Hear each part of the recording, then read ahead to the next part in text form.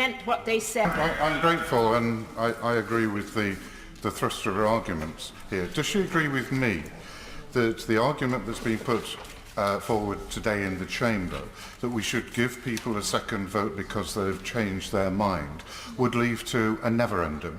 Because people could change their mind every year, but all the polling evidence as presented by John Curtis is simply that they haven't changed their mind, and the people promoting a second referendum are about 98% Remainers.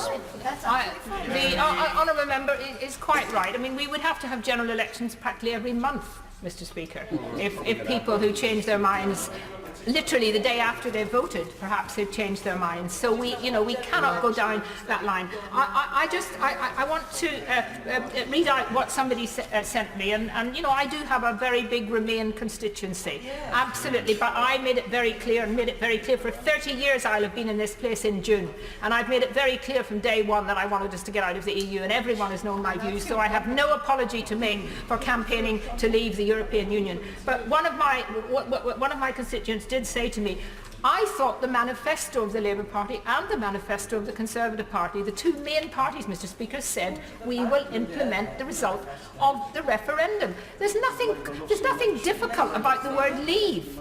It's very simple, and we have made it difficult here deliberately, people in this House.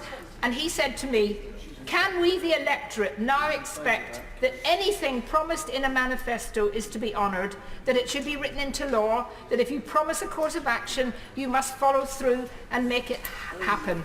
Why do party leaders order three-line whips so that what they promised in the manifesto can be reneged on?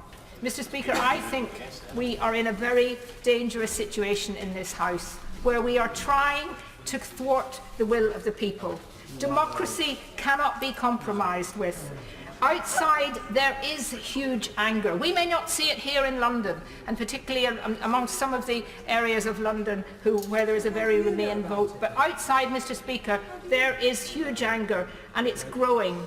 And we have backed ourselves into a hole where the only way out now is for us to either leave with a WTO agreement, or to find a way that the withdrawal agreement can actually be changed so that we can accept it, and that means there has to be a change to the backstop. I make no apology for saying that I find practically all of these amendments tonight, the word compromise is, I don't think we should be compromising with the electorate, and that's what this process here today is. And we haven't even got, Mr. Speaker, I don't make a criticism of you, but it's very unfortunate that we don't actually have Amendment E, which is the one amendment that we could have all, if we believed in the referendum, have gone through with. And anyone who votes to revoke tonight is actually saying we do not accept the result of the referendum. We never did, and we never will. So I hope that will be turned down.